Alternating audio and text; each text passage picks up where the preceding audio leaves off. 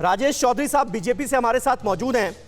चौधरी साहब, कहां तो यह लग रहा था कि केंद्र सरकार ने जिस तरह से बड़ा दिल दिखाया है, प्रधानमंत्री ने खुद ऐलान किया है तीनों कृषि कानूनों की वापसी का, उसके बाद आंदोलन खत्म हो जाएगा।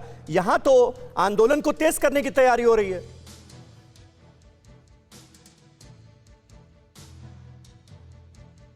राजेश चौधरी जी, आपने ऑडियो म्यूट कर रखा है, उसको ठीक कर लीजिए।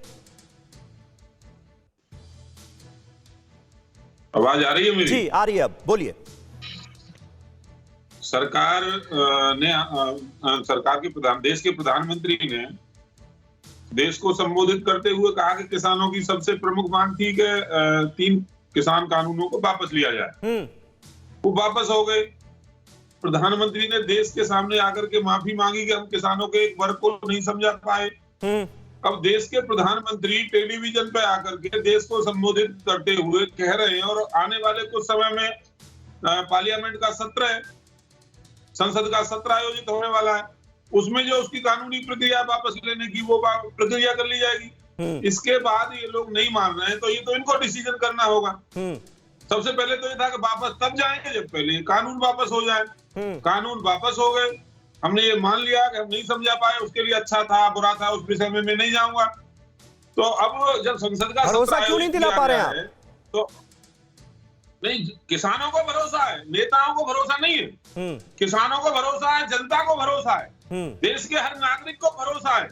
अब जिनको राजनीति करनी है, जिनको अपनी राजनीतिक दुकान चलानी है, कुछ लोगों को, वो क्या करेंगे? वो कहीं ना कहीं से प्रेरित है, उनके पीछे कोई ना कोई पॉलिटिकल पार्टी खड़ी हुई है। ये सब पूरा देश जानता है, हर किसान जानता है। अतुल लोंढे साहब, ये सच है क्या, ये हकीकत है क्या, किसान आंदोलन के पीछे की जो राजनीति है वो नहीं चाहती कि अभी खास तौर पर 5 राज्यों में विधानसभा चुनावों से पहले ये किसान आंदोलन खत्म हो जाए?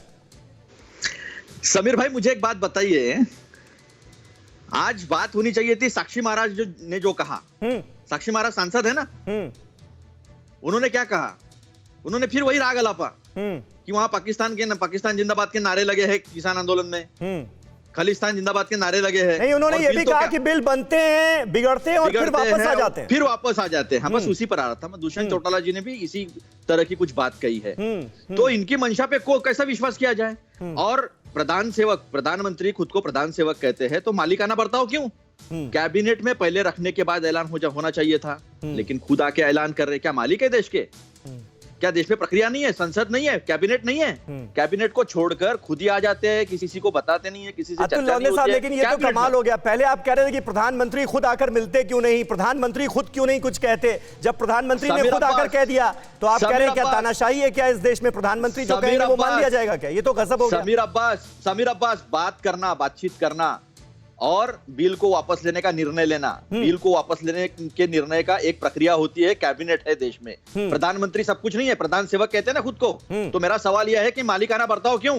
पहली बात। और दूसरी बात, क्या प्रधानमंत्री के आगे जाकर साक्षी महाराज के कहने की हिम्मत हो सकती है?